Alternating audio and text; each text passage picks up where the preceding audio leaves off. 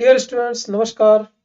मैं हूं डॉक्टर नूतन प्रकाश विश्वकर्मा और हम बायोलॉजी के इस सेशन में बात करेंगे एक बहुत ही इंपॉर्टेंट ग्रुप की, जो कि है जिम्नोस्पर्म। तो देखते हैं कि जिम्नोस्पर्म के अंडर में कौन कौन से प्लांट्स आते हैं, उसकी लाइफ साइकिल क्या है, हैबिटेट क्या है और फर्दर उसके क्लासिफिकेशन क्या है। तो अगर हम बच्चों बात करें कि जिम्नो की, तो जिम्नो का मतलब होता है नेक्ट। नेक्ट मतलब न्यू, मतलब, और स्पर्म मीन्स सीड, मतलब एक ऐसा सीड जिसके ऊपर कोई कवर ना हो। जैसे यूजुअली अगर मैं आपको सिंपल समझाने के लिए बताऊं, तो जैसे मैंगो है, तो मैंगो की जो सीड होती है उसके ऊपर एक सीड कोट होता है, हार्ड सीड कोट होता है। लेकिन जो जिम्नोस्पर्म के अंदर सीड होंगे, उनके ऊपर कोई भी सीड कोट नहीं होगा। मतलब क्या होगा, वहां पर कोई फ्रूट फॉर्मेशन नहीं होगा, सीड कोट का फॉर्मेशन नहीं होगा। एज सच आपको सीड मिल जाएगा जो कि नेक्ट होगा। तो जो जिम्नोस्पर्म है, इनके अंदर जो ओव्यूल या सीड है, वो किसी भी ओवरी वाल से, वो किसी से भी एनक्लोज नहीं होता और वो एक्सपोज होता है। जैसा मैंने आपको बताया कि सब मैंगो का सीड है, वो सीड कोट के अंदर होता है। हार्ड जब आप मैंगो खा लेते हो तो उसके अंदर सीड कोट मिलता है और उसको फोड़ोगे तो निकलेगा आपका सीड, राइट। तो आपको जब भी आप जिम्नोस्पर्म की बात करेंगे, तो टेरिडोफाइटा के बाद अब हम बात कर रहे हैं जिम्नोस्पर्म की। तो ऑब्वियसली इवोल्यूशन के टाइम पर अब हम धीरे धीरे धीरे धीरे क्या हो रहे हैं कि धीरे धीरे पहले जो प्लांट्स थे, जो भी थे, वो सब उनको लिए वाटर चाहिए था हर चीज के लिए। तो पहली बार टेरिडोफाइट्स आए हैं। आपको पता होगा, जब मैं टेरिडोफाइट के बारे में बात कर रहा था तो बताया था कि उसको जो भी फर्टिलाइजेशन होना है, तो उसके लिए वाटर चाहिए ही चाहिए, उसके बगैर फर्टिलाइजेशन नहीं हो सकता। इसलिए जो टेरिडोफाइटा का, जो भी टेरिडोफाइट्स थे, जो प्लांट्स थे, उनके लिए वाटर बहुत जरूरी था। वाटर एनफ अमाउंट में होना चाहिए ताकि वो फर्टिलाइज कर सके। लेकिन यहाँ पर आप देखोगे जिम्नोस्पर्म में कि ऐसी वाटर की जो डिपेंडेंसी थी फॉर फर्टिलाइजेशन, वो खत्म हो रही है। और एक बहुत इंपॉर्टेंट कैरेक्टर कि इनका जो सीड है वो नेक्ड होगा, उसके ऊपर कोई सीड कोट नहीं होगा। तो जो जिम्नोस्पर्म्स होते हैं उनकी स्टडी को हम जिम्नोस्पर्मेलॉजी बोलते हैं। और जो जिम्नोस्पर्म है, वो जो आज की डेट में हमारे पास जो डोमिनेटिंग प्लांट्स हैं उनको हम एंजियोस्पर्म बोलते हैं। तो एंजियोस्पर्म के बहुत सालों पहले, सैकड़ों हजारों सालों पहले, जिम्नोस्पर्म का ओरिजिनेशन हुआ, जिम्नोस्पर्म आए। और इसके बहुत सारे जो जिम्नोस्पर्म के बहुत सारे जो मेंबर्स हैं आज की डेट में खत्म हो चुके हैं, एक्सटिंक्ट हो चुके हैं। और बहुत सारे आज की डेट में कुछ कुछ हैं जो अभी पाए भी जाते हैं, उनके बारे में हम बात करेंगे। तो यहाँ पर देखिए, मैंने यहाँ पर आपको बताने की कोशिश की जिम्नोस्पर्म और एंजियोस्पर्म की। आप देख सकते हो कि जो जिम्नोस्पर्म है, यहाँ पर जो जिम्नोस्पर्म है ये इसका न्यूक्लियस है, ये एंजियोस्पर्म का न्यूक्लियस है।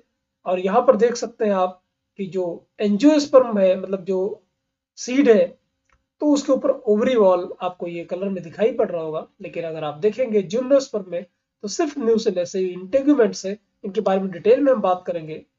इसके ऊपर कोई भी ओवरी वॉल नहीं दिखाई पड़ रही है, इसका मतलब जो सीड है वो नेक्ड है। तो जिम्नोस्पर्म और एंजियोस्पर्म, ये जो दो बचे हुए हैं हमारे पढ़ने के लिए, इन दोनों के पास सीड होता है, इसीलिए इनको स्पर्मेटोफाइट, अगर आपको याद हो तो इसके पहले के लेक्चर्स में बताया था कि इनको दोनों को रखा गया, हमने स्पर्मेटोफाइटा ग्रुप में रखा है। तो gymnosperms are naked seed plant, that is no fruit formation takes place in this plant, जैसा मैंने आपको बताया। चलिए अगर हम इसके हैबिटेट की बात कर लेते हैं, तो हैबिटेट की अगर हम बात करें कि ये पाए कहाँ पे जाते हैं, तो इनका जो भी इनका जो डिस्ट्रीब्यूशन है, ये थोड़ा लिमिटेड है। ऐसी जगह पे पाए जाते हैं जहाँ पे ड्राई है और कूल एनवायरनमेंट है, लाइक हिल एरिया में, राइट। तो हिल एरियाज में ज्यादा पाया जाता है। दे यूजुअली आकर on slope of mountain in cold region. इनके जो मेंबर्स हैं वो कहाँ पे पाए जा रहे हैं, पहाड़ों पे पाए जा रहे हैं। तो ऑब्वियस आपको पता है कि पहाड़ों पे बहुत ठंडी होती है। और लेकिन जो वहां पे बारिश जो होती है, वहां जो पानी नहीं होता, तो बर्फ होती है। तो अगर बर्फ है बहुत ज्यादा, तो ऑब्वियस है पानी तो अवेलेबल है, लेकिन किसके फॉर्म में अवेलेबल है, बर्फ के अवेलेबल फॉर्म में अवेलेबल है। तो ऑब्वियस है प्लांट बर्फ को तो कैसे एब्जॉर्व कर पाएगा। और अगर बारिश होगी तो स्लोप है और वो सीधा पानी नीचे आ जाता है। तो इस तरह से इसके जो मेंबर्स है, ये जो प्लांट्स हैं, ये एक तरीके से जीरोफिटिक कंडीशन में रहते हैं, पानी होते हुए भी उनके लिए अवेलेबल नहीं होता। तो जिम्नोस्पर्म्स के जो प्लांट्स हैं, इनकी अगर हम साइज की बात करें, तो मीडियम साइज प्लांट्स भी हैं और बड़े बड़े ट्रीज भी हैं। और श्रब भी है। तो ये हर टाइप के पाए जाते हैं, श्रब भी झाड़ी जैसे भी होंगे, ट्री जैसे भी होंगे, और मिडिल साइज के भी ट्रीज होंगे। जैसे अगर हम सबसे छोटे छोटे, इसमें डाइवर्सिटी कितनी ज्यादा है देखिएगा, अगर हम छोटे से छोटे सबसे छोटे जिम्नोस्पर्म की बात करें तो उसका नाम है जैमिया पिग्मिया। इसकी अगर हम साइज की बात करें तो इसकी साइज कुछ 1 सेंटीमीटर ही होती है। जैसे जैमिया पिग्मिया का अगर मैं एग्जाम्पल आपको दिखाऊं, ये देखिए आपका जैमिया पिग्मिया है। और ऐसे जो प्लांट्स आपको दिखाई पड़ रहे हैं जैमिया पिग्मिया, ये आपको प्लांट्स मिल सकते हैं नर्सरीज में। इनके इसके अंदर जिम्नोस्पर्म में जितने सारे प्लांट्स है, बहुत सारे प्लांट्स ऐसे हैं जिनका हम ऑर्नामेंटल यूज करते हैं, मतलब अपने बगीचों में गार्डन्स में लगाते हैं सजावटी पौधों के रूप में, इनको हम बोलते हैं ऑर्नामेंटल। तो अब जैमिया पिग्मिया की साइज देखिए बहुत छोटी है, सबसे छोटा ये जिम्नोस्पर्म आपको मिलेगा। और दुनिया का सबसे बड़ा tree, tallest tree of the world, जिसको बोलते हैं रेड वुड ट्री या सिक्विया सेम्परवियंस, इसकी अगर हाइट की बात करें तो 115 मीटर, कितना ज्यादा हो गया, बहुत ज्यादा। अगर फिट में देखें तो अराउंड 379 फीट। तो दो क्वेश्चन यहां से देखा आपने, सबसे स्मॉलेस्ट जो जिम्नोस्पर्म है और सबसे लार्जेस्ट जो टॉलेस्ट जिम्नोस्पर्म है, तो है रेड वुड ट्री। और इसके मेंबर्स की बात करिए, देखिए पाइनस है, पाइनस आपने जरूर देखे होंगे। अगर आप पाइनस देखेंगे, अगर ये आप हिली एरिया पे घूमने जाए तो आपको पाइनस जरूर देखने को मिल जाएगा, बहुत ज्यादा मिलेगा। अगर आप कभी शिमला वगैरह घूमने गए हो या मसूर या मनाली गए हो, तो ये आपको, ये जो आपको सिट्रस देवदारा बोलते हैं, देवदार बोलते हैं इनको हिंदी में, तो ये आपको प्लांट्स जरूर मिल जाएंगे, बहुत सारे मिल जाएंगे आपको। तो चलिए और हम बात करते हैं, अगर हम स्ट्रक्चर की बात करें, इसके जो स्पेशल चीजें हैं इनके बारे में बात करते हैं। तो अगर हम डोमिनेंट स्टेज की बात करें, तो जो जिम्नोस्पर्म्स हैं इनमें टेरिडोफाइट की तरह ही जो डोमिनेंट स्टेज होगी वो स्पोरोफाइट होगी। और ऑब्वियस है ये वेल डेवलप्ड प्लांट है, तो इनके अंदर रूट भी होगा, स्टेम भी होगा और लीव्स भी होंगी, वेल डिफरेंशिएटेड। रूट्स जो इनके अंदर होते हैं वो होते हैं टैप रूट, टैप रूट आपको पता होगा एडवेंटिशियस रूट होते हैं। और टैप रूट, रूट कुछ इनके ऐसे जनरा प्रेजेंट है कि जिनमें जो रूट होता है वो फंजाई के साथ मिलकर माइकोराइजा बनाता है, माइकोराइजल फॉर्मेशन करता है। जैसे एग्जांपल देखें पाइनस, तो पाइनस में फंगल एसोसिएशन होता है, और ऐसा इसलिए होता है ताकि ये ज्यादा से ज्यादा न्यूट्रिशन को एब्जॉर्ब कर पाए। साइकस की बात करें, बहुत इंपॉर्टेंट। और साइकस में देखिएगा इनका जो रूट होता है साइकस के अंदर में, तो ये अपने रूट में साइनोबैक्टीरिया को रख लेता है, जैसे नॉस्टॉक और एनामिना, और उनके साथ एसोसिएशन में रहता है। और जो रूट है वो रूट देखिए कुछ कोरल जैसा स्ट्रक्चर बना देता है। कोरल अगर आगे चल के मैं पढ़ाऊंगा आपको, जब हम एनिमल किंगडम की बात करेंगे तो उसमें बात करेंगे कोरल्स की, तो कोरल जैसे स्ट्रक्चर हो जाते हैं कोरलोइड, और ये एसोसिएशन में रहते हैं। आपका कौन है, नॉस्टॉक और एनामिना। और नॉस्टॉक एनामिना का काम क्या करता है, ऑब्वियस है एनवायरमेंट से नाइट्रोजन को फिक्स करता है। तो कोरलोइड रूट पाया जाता है साइकस के अंदर में। अगर इनके हम स्टेम्स की, इनके मेंबर्स की बात करें, अगर इनके स्टेम्स की बात करें तो स्टेम इनका अनब्रांच्ड होगा। जैसे हम साइकस की बात करें तो कोई ब्रांचिंग नहीं मिलेगी आपको इनके स्टेम में। लेकिन अगर हम पाइनस और सेड्रस की बात करें, जो कि मैं पहले इमेज में आपको दिखाया था कि ये पाइनस है और ये सेड्रस है, तो इसमें आपको ब्रांचेस मिलेंगे। तो कुछ इनके मेंबर्स हैं जिनमें आपको ब्रांचिंग मिलेगी, कुछ है जिनमें इनको ब्रांचिंग आपको नहीं मिलेगी। अगर रूट की बात हमने कर ली, अब हम बात करते हैं इनकी लीव्स की। इनके जो मेंबर्स हैं उनके कुछ के जो लीव्स है उसमें सिंपल पाई जाती है, और कुछ है जिनमें कंपाउंड लीफ पाई जाती है। लीव्स है जो है, जैसा मैंने आपको बताया, चूंकि हिली रीजन पे है, बहुत ठंडी होती है, बारिश अगर होती भी है तो बारिश सब पानी नीचे चला आता है, तो इस तरह से ये क्या होते हैं, जीरोफिटिक कंडीशन में रहते हैं। तो ऑब्वियस है इनके अंदर ऐसे मॉडिफिकेशन, ऐसे एडेप्टेशन हुए हैं ताकि ये कम पानी में भी सर्वाइव कर सके।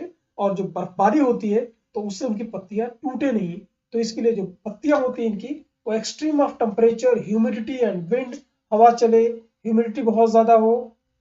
और स्पेशली जो कोनिफर्स हैं, इनका ग्रुप आगे चल के जब भी क्लासिफिकेशन में आपको बताऊंगा, तो इन जो कोनिफर ग्रुप है उसमें निडल की तरह जो है लीव्स पाई जाती है, ताकि उन पर बर्फबारी का ज्यादा असर ना पड़े। आप कभी हिली रीजन में घूमने गए होंगे तो आपको पता चला, देखा होगा आपने, मार्क किया होगा कि इनका एक शेप इस तरह से होता है, और पत्तियां होती है वो नीडल की तरह होती है, उसके ऊपर थिक क्यूटिकल क्यूटिकल की लेयर होती है, ताकि, और सनकेन स्टोमेटा होता है ताकि उसका जो वाटर लॉस है वो भी रोका जा सके। तो ये कुछ इसके अंदर एडाप्टेशन है। और अगर हम प्लांट्स की बात करें तो इनके अंदर दो तरीके की लीव्स पाई जा सकती हैं, जैसे डाइमार्फिक भी होती हैं, जैसे फोलिएज लीफ। और जो फोलिएज लीफ है, लीफ आप देख रहे हो, इनको फोलिएज लीफ बोलते हैं। ये ट्राइंगुलर टाइप की होती हैं, तो ग्रीन होती हैं, सिंपल होती हैं, निडल शेप होती है और पिनेटली कंपाउंड होती हैं। और एक दूसरी लीफ होती है, इसको बोलते हैं स्केली लीफ। ये बड़ी छोटी छोटी सी होती है और ये माइन्यूट होती है, डेस्टियस होती है, ये गिर जाया करती है। डेस्टियस मतलब गिर जाती है। और जो ये टाइप की परमानेंट होती है और एवरग्रीन होती है, हमेशा ये ग्रीन रहेंगे थ्रू आउट द ईयर। अगर हम लाइफ साइकिल ऑफ जिम्नोस्पर्म की बात करें तो जिम्नोस्पर्म में होता क्या है कि जो पौधे हैं, जो प्लांट है बच्चों, तो उसमें क्या होता है कि जो लीव्स है, जैसा हमने बाकी के केस में भी बताया था आपको, जब हम टेरिडोफाइट के बारे में पढ़ रहे थे, कि कुछ लीव्स होती हैं वो मॉडिफाई हो जाती हैं। और वो जो मॉडिफाई हो जाती है, जो जिनके ऊपर उनको हम बोलते हैं स्पोरोफिल, जिसके ऊपर स्पोरेंजिया आ जाता है, मतलब ऐसे लीफ जिसमें रिप्रोडक्शन के काम में आने लगती है, तो स्पोरेंजिया जो बियर करती है उनको हम स्पोरोफिल बोलते हैं। और स्पोरोफिल्स जो होती हैं वो कोन बनाती है, स्ट्रोबेलाई बनाती हैं, जैसा कि आपने टेरिडोफाइट्स में भी देखा था। तो कोन या स्ट्रोबेलाई बोलेंगे, कॉम्पैक्टली अरेंज हो जाएगी आपकी स्पोरोफिल। मेल और फीमेल कोन जो होंगे, तो इसमें दो कंडीशंस पाए जाते हैं कि अगर हम टेरिडोफाइट्स की बात करें तो अगर पाइनस को हम देखेंगे, पाइनस जैसा एग्जांपल मैंने आपको पहले भी दिखाया था कि आप देखिए पाइनस है, ये पाइनस है, तो इसमें मेल जो स्ट्रोबेलाई है, मेल कोन है और फीमेल कोन है, ये दोनों पाए जाते हैं। ठीक है, तो मेल और कोन और फीमेल कोन दोनों एक ही प्लांट पे पाए जाएंगे, मतलब वो क्या होंगे, मोनोसियस और बाइसेक्सुअल। जबकि अगर हम साइकस की बात करें तो वो होता है यूनिसेक्सुअल और डायोसियस, मींस मेल प्लांट अलग होगा और फीमेल प्लांट अलग होगा। ठीक है, समझ में आ रहा है आपको? सो मेल प्लांट अलग, मेल साइकस अलग होता है, फीमेल साइकस अलग होता है। जबकि पाइनस के केस में अगर हम बात करें तो मेल और फीमेल को दोनों एक पे ही पाया जाता है। जिम्नोस्पर्म होते हैं ये हेटेरोस्पोरस होते हैं, मतलब जो स्पोर्स बनाएंगे उनकी साइज क्या होगी, उनके साइज में चेंज होगा। तो जो माइक्रोस्पोर होगा फीमेल होगा, जिसकी साइज छोटी होगी, और लार्जर मेगास्पोर होगा, जो लार्ज होगा वो फीमेल होगा। फीमेल की जो साइज होती है वो बड़ी होती है, इसे बोलते हैं उसको मेगास्पोर। तो आप ये होते हैं आपके हेटेरोस्पोरस। अब यहाँ पर देखिए, ये आपका मान लिया साइकस है, साइकस की, ये साइकस तो एक जीनस है, इसके अंदर में बहुत सारी स्पीसीज पाई जाती हैं। तो ये जो एग्जांपल मैं दिखा रहा हूँ आपको, साइकस रिवोल्यूटा, आप किसी गार्डन में गए होंगे तो आपने जरूर इसको देखा होगा। और इसमें देखिएगा, आपको जैसा बताया कि मेल और साइकस के केस में क्या होता है, मेल प्लांट अलग होता है और फीमेल प्लांट अलग होता है। तो मेल कोन, मेल जो प्लांट होगा उसमें इस तरह से कोन दिखाई पड़ेगा और फीमेल कोन इस तरह से दिखाई पड़ेगा। तो इसका मतलब मेल प्लांट अलग होता है और फीमेल प्लांट अलग होता है, मतलब ये क्या होता है, यूनिसेक्सुअल या डायोसियस बोलते हैं। जबकि अगर हम पाइनस की बात करें तो मेल कोन आपको इस तरह से दिखाई पड़ेगा और फीमेल कोन की साइज बड़ी होती है, आप देख सकते हैं। तो ये फीमेल कोन है, ये आपका मेल कोन है और ये एक ही प्लांट पे पाया जाता है। तो स्पोरोफिल जैसा आपको बताया, ये यहाँ पर अगर एग्जांपल मैं दूं, स्पोरोफिल जो ऐसी ऐसी लीव्स जिनके ऊपर स्पोरेंजिया टाइप का होगा स्पोरोफिल, तो इसके ऊपर दो होंगे, माइक्रोस्पोरोफिल होंगे या मेगा स्पोरोफिल। मेगा स्पोरोफिल को हम क्या बोलेंगे, फीमेल कौन बोलेंगे। तो आप देखिएगा स्पोरोफिल के ऊपर जैसा मैंने बताया क्या मिलेगा, स्पोरेंजिया मिलेगा। अब स्पोरेंजिया के अंदर होगा एक स्पोर मदर सेल। तो आपको पता है कि ये डोमिनेंट जो स्टेज है वो स्पोरोफाइट की है, मतलब डिप्लॉयड है। तो स्पोर मदर सेल जो होगा वो डिप्लॉयड होगा। तो इसके अंदर होता है मियोसिस। जब मियोसिस हो जाएगा तो बन जाएगा आपका स्पोर। अब आपको पता है कि मियोसिस हो गई तो ये था स्पोर, मदर सेल तो डिप्लॉयड था, और मियोसिस हो गई तो एक सेल से चार सेल बन जाएगी, और चारों सेल्स जो बन जाएंगे वो स्पोर्स बन जाएंगे। इसका मतलब ऑब्वियस है जो सेल्स बनेंगे वो आपके हो जाएंगे हैप्लॉयड। अब हैप्लॉयड में कुछ हो जाएंगे माइक्रोस्पोर और कुछ हो जाएंगे मेगास्पोर। अब माइक्रोस्पोर जो साइज में छोटे होंगे और मेगास्पोर जो साइज में बड़े होंगे। Got it? तो माइक्रोस्पोर डेवलप इनटू ए मेल गैमेटोफाइटिक जनरेशन। अभी जो माइक्रोस्पोर है ये मेल गैमेटोफाइट बनाएगा, और ये जो कि व्हिच इज हाईली रिड्यूस्ड, जैसा इससे पहले मैंने आपको ब्रायोफाइटा, टेरिडोफाइटा सारी चीजें बताई, तो उसने ये बताया कि गैमेटोफाइट एक अलग तरीके से अपना उसका अलग एग्जिस्टेंस होता है, लेकिन यहाँ पर ऐसा नहीं होगा। यहाँ पर आप मान सकते हैं कि जो रेड्यूस्ड गैमेटोफाइट है उसी को हम पॉलन पॉलन ग्रेन बोलते हैं।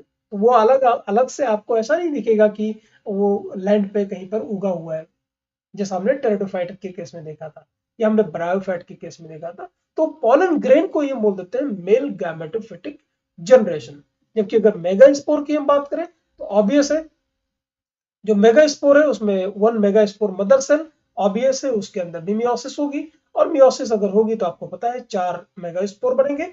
और 4 मेगास्पोर में क्या होगा, ठीक जैसा एंजियोस्पर्म में होता है कि 3 डीजनरेट हो जाएंगे और एक ही जो फंक्शनल होगा, और वही जो फंक्शनल है वही उसमें बार बार क्या होगा, माइटोसिस होगा और उसके मल्टी सेलुलर फीमेल गैमेटोफाइट बना लेगा। तो megasporangium mainly consist of a body. जो मेगास्पोरेंजियम आपको दिखाई पड़ा उसके पास दो चीजें होती हैं, ये होता है आपका न्यूसेलस, और उसके ऊपर जो कवरिंग होती है उसको बोलते हैं इंटेगुमेंट्स।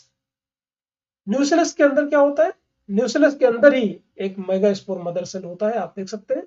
तो मेल और female gametophyte have independent existence, मतलब पॉलन ग्रेन आपको अलग मिलेगा और ये जो फीमेल पार्ट है वो तो स्पोरोफाइट के साथ ही अटैच रहेगा। यहाँ पर अगर हम एक सिंपल तरीके से एक हम समझने की कोशिश करें इसके लाइफ साइकिल के लिए, तो आप देखिए पाइनस है बच्चों।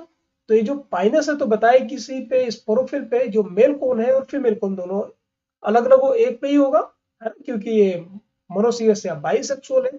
तो यहाँ पर देखिए जो मेल स्ट्रोबिलाई है या मेल कोन है, यहाँ पर पॉलन बियरिंग कोन है, यहाँ पर ओव्यूल सीड बियरिंग कोन है, मतलब फीमेल कोन है, फीमेल स्ट्रोबिलाई है।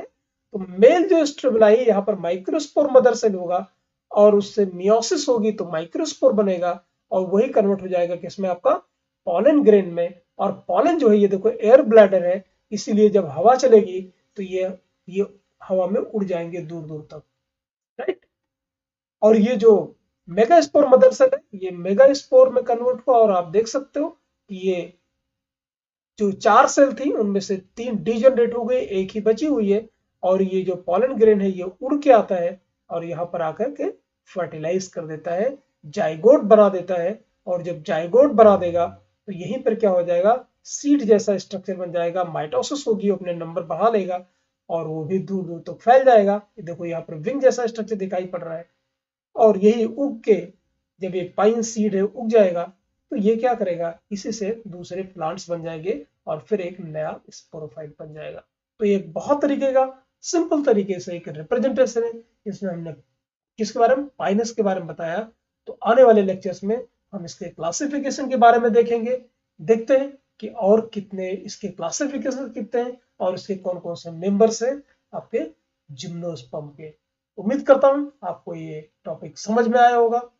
अगर आपको सही लगा हो, वीडियो समझ में आ रहा हो, तो आप प्लीज इसे लाइक करें और अपने सोशल मीडिया अकाउंट से इसे शेयर जरूर करें ताकि और भी लोगों को ये बेनिफिशियल हो सके। तो मिलते हैं जल्दी नए पार्ट में जिम्नोस्पर्म के। तब तक के लिए अपना ध्यान रखिए, पढ़ते रहिए। नमस्कार, टेक केयर, जय हिंद।